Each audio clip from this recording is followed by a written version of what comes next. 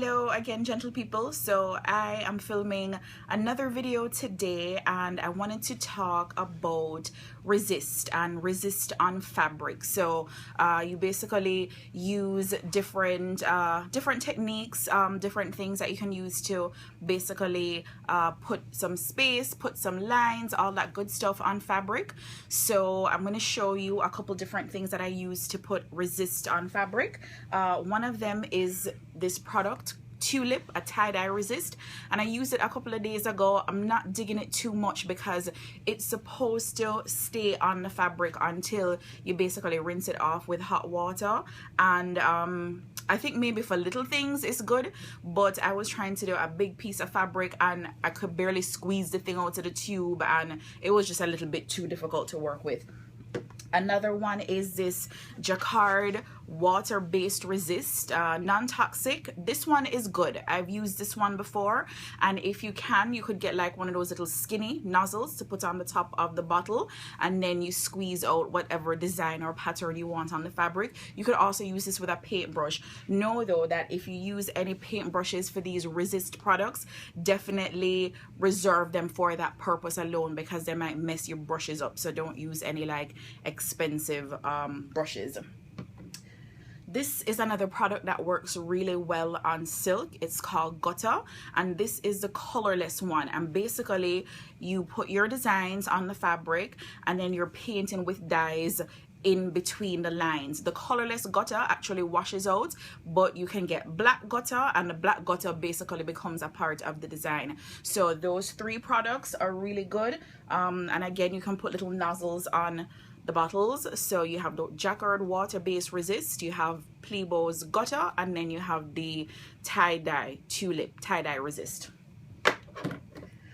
Another product that I really love is the Batik Wax, and the Batik Wax also comes from Jacquard, and it is a 50-50 blend of paraffin and microcrystalline wax, so it is ideal. Obviously you're gonna have to heat it up, and it has to be at a certain temperature so it stays liquid and penetrates the fabric. That's the most important thing with batik and dyeing on fabric. You have to allow it to kind of soak through the fabric. If it just kind of rests on top, then it's not supposed to work like that. So that's that. And the tools that you can use with the Batik Wax, you can use brushes, and again, if you do use brushes, make sure to reserve the brushes just for that purpose. And these are also some tools here. They're called Janting, T-J-A-N-T-I-N-G,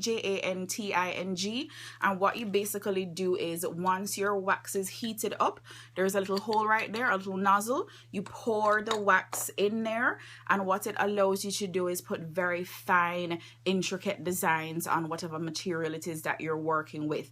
And with the other products I showed you before, you basically wash them out with hot water, but with the Batik Wax, the process is basically once everything has dried on the fabric, you put the fabric between some brown paper or some newsprint, and then you iron on top of that, and the heat basically dissolves the wax. So it's a little bit different, and in a couple upcoming videos I will show you exactly how to use all of these products.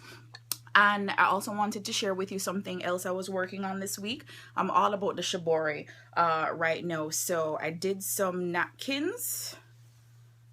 Ta-da!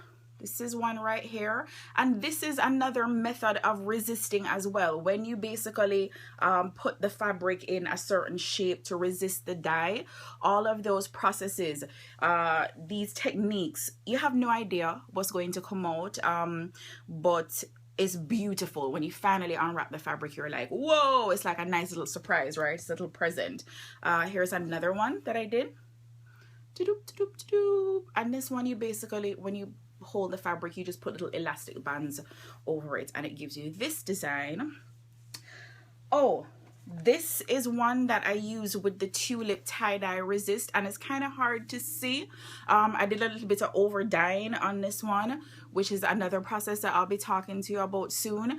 But these patterns here, they're not as bright as I would have liked them to be, so that's why I said the Tulip Tie-Dye Resist, use it for little tiny projects, but not something if you really want the spaces where the resist are to show through. So that is what I wanted to share with you today. So those are a couple different methods that you can use for putting designs on your fabric in your textile design activities.